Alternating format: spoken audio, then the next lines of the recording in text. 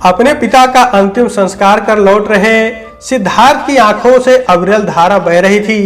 वो अपने साथ वापस हो रही भीड़ के आगे आगे चल जरूर रहा था, पर उसका मन उसी तेजी से पीछे भाग रहा था। साथी उसके कंधे पर हाथ रखकर सांत्वना दे रहे थे, पर वह जानता था ये आंसू दरअसल उसके मन में चल रहे प्रायश्चित के आंसू हैं। उसे रह रहकर अफसोस हो रहा था कि वह अपने पिता के कहे अनुसार क्यों नहीं चला, क्यों उसने वो सब किया जिनसे पिता हमेशा दूर रहने के लिए कहते थे। बेचैन मन लिए वह जैसे तैसे थके कदमों से घर पहुंचा, पर अब उसे कोई कुछ बोलने वाला नहीं था। कोई उसे प्यार और निस्वार्थ भाव से समझने वाला नहीं था।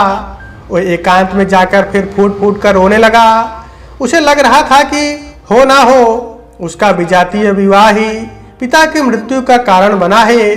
अभी पिछले महीने ही तो उसने पिता को बताए बिना अपनी मर्जी से मंदिर में शादी की है।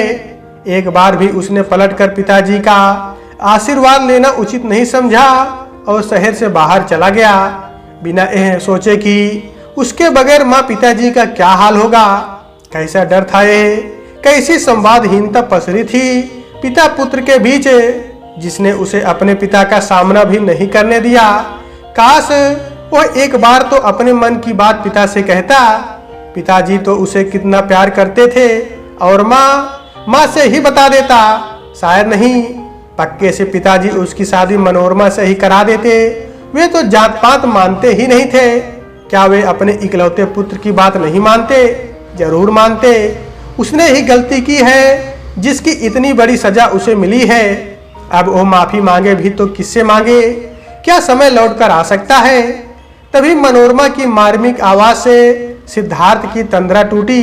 वो कह रही थी, अपने को संभालो सिद्धार्थ, अब माँ जी को देखो, उनका रो रो कर बुरा हाल हो रहा है, बार बार अचेत हो रही हैं। मैंने डॉक्टर अंकल को फोन कर दिया है, वे आते ही होंगे। अब चलो भी, कब तक माँ का सामना नहीं करोगे? माँ ने हमें माफ कर दिया है, मुझे बेटी कहकर गले लगाया है। आपसे मैं ही उनकी देखभाल करूंगी, आप जरा भी चिंता ना करें और माँ से मिल लें। मनोरमा की बातों से सिद्धार्थ थोड़ा संभला। खुद को संयत कर वह माँ के कमरे में उनसे लिपट कर रोने लगा। तीसरे दिन सिद्धार्थ ने जब पिताजी की अलमारी खोली तो उसमें एक खत मिला, जिसके ऊपर लिखा था, प्रिय बेटे सिद्धार्थ। थरथराते हाथों से सिद्धार्थ ने चिट्ठी खोली। लिखा था, सिद्धार्थ, तुम इतने बड़े कब से हो गए कि अपने जीवन का निर्णय खुद कर लिया, मुझे बताया भी नहीं। एक बार मुझसे या अपनी माँ से कहकर तो देखते, कितनी धूमधाम से करते हम तुम्हारी शादी। बचपन से आज तक तुम्हारी खुशियां ही तो देखी हैं। जानता हूँ तुम जिद्दी स्वभाव के रहे हो, लेकिन यह नहीं जानता था कि तुम मुझसे इतना डरते हो। नहीं जानता तुमने बिना बताए शादी मेरे डर की वजह से की या कोई और कारण था। यदि हर बेटा ऐसा करेगा तो माता पिता का तो अपने बच्चों पर से विश्वास ही उठ जाएगा। खैर, जो हुआ सो हुआ। जब भी घर लौटो इस विश्वास से लौटना कि यह घर तुम्हारा है, हम तुम्हारे हैं। अंत में लिखा था, काश तुम मेरे रहते लौट आओ। तुम और तुम्हारी माँ नहीं जानते मुझे ब्लड कैंसर है। यह तुम्हारे लौटने से पहले ही मैं दुनिया छोड़ दूं तो मन में यह बोझ लेकर नहीं जीना कि मेरी मृत्यु तुम्हारे कारण हुई है।